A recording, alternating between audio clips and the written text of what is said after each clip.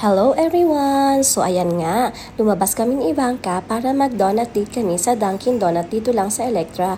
Opo, dito lang po yan sa Abu Dhabi. So pagpasok pa nga lang namin ni Ivanka ay natuwa na kaming dalawa kasi sobrang ganda ng place, napakaganda ng ambience, tapos kakunti lang yung tao. Enjoy na enjoy nga si Ivanka kasi umorder siya ng kanyang munchkin na choco butternut. Habang ako naman, umorder ako ng Spanish latte at cheesecake kunafa. Hindi kasi available yung unang order ko eh. Yan, isinuman ko pa nga. Effect naman talaga yung place kasi nakaka-relax. Ang ganda ng ambience. Sa susunod, babalik kami dyan. Sasama na namin si Daddy para ma-enjoy din niya ang place.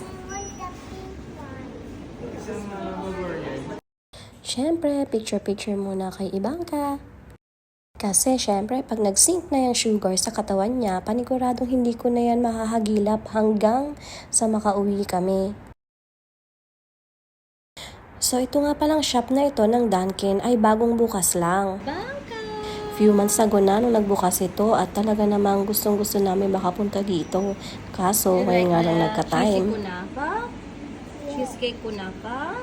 At ilang saglit pa nga ay dumating na sila sa Rita. Siyempre, naglaro na ulit si Ivanka at si Clivey.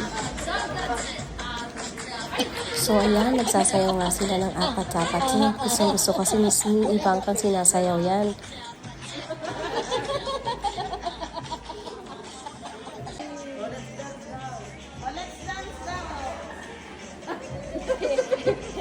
Ang dalawang batang ito laging magkasama at magkasundo lalo na pag pumupunta sila sa park. At syempre, magpicture tayo kasama si tita. Pabakasyon na kasi si tita sa Pilipinas. So, ayan, click-click.